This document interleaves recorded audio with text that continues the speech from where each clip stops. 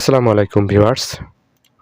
জাতীয় বিশ্ববিদ্যালয়ের honours second ইয়ারের রেজাল্ট বের করার জন্য আপনাকে nu.ac.bd এই লিঙ্কে আসতে হবে। তারপর ন্যাশনাল ইউনিভার্সিটি বাংলাদেশ জাতীয় বিশ্ববিদ্যালয় এই ওয়েবসাইটে আসতে হবে। তারপর এরকম ইন্টারফেস শো হবে। এখানে স্ক্রল করে নিচে এসে দেখুন রেজাল্ট। এই রেজাল্ট অপশনে আপনাকে ক্লিক করতে হবে। তারপরে এরকম অপশন শো হবে। এখান থেকে রেজাল্ট আর্কাইভ এই অপশনে ক্লিক করতে হবে।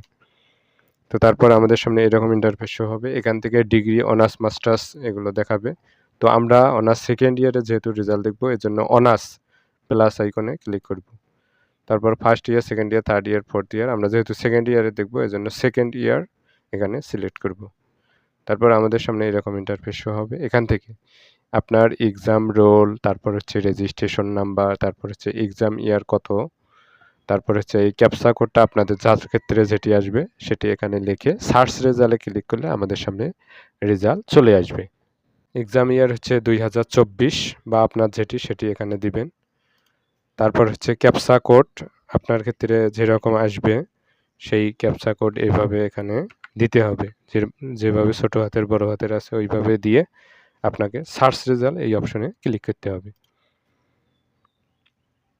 ওকে, দেখুন national university Bangladesh bachelor degree honours second year examination 2024 result এখানে এসেছে। এখানে আপনার নাম, যে স্টুডেন্টের নাম, আপনার ছেলে বা মেয়ে আপনার যে নাম সেটি এখানে শো হবে।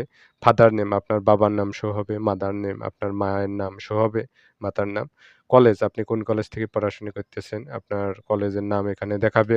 এক্সাম রোল মানে আপনার রোল কত ছিল সেই রোল দেখাবে, রেজিস্ট্রেশন নাম্বার দেখাবে এবং সেশন দেখাবে, স্টুডেন্ট টাইপ রেগুলার বা ইমপ্রুভমেন্ট যেটি সেটি দেখাবে, কোন সাবজেক্ট আপনার সেটি দেখাবে, আর রেজাল্ট প্রমোটেড নাকি নট প্রমোটেড যেটি সেটি দেখাবে।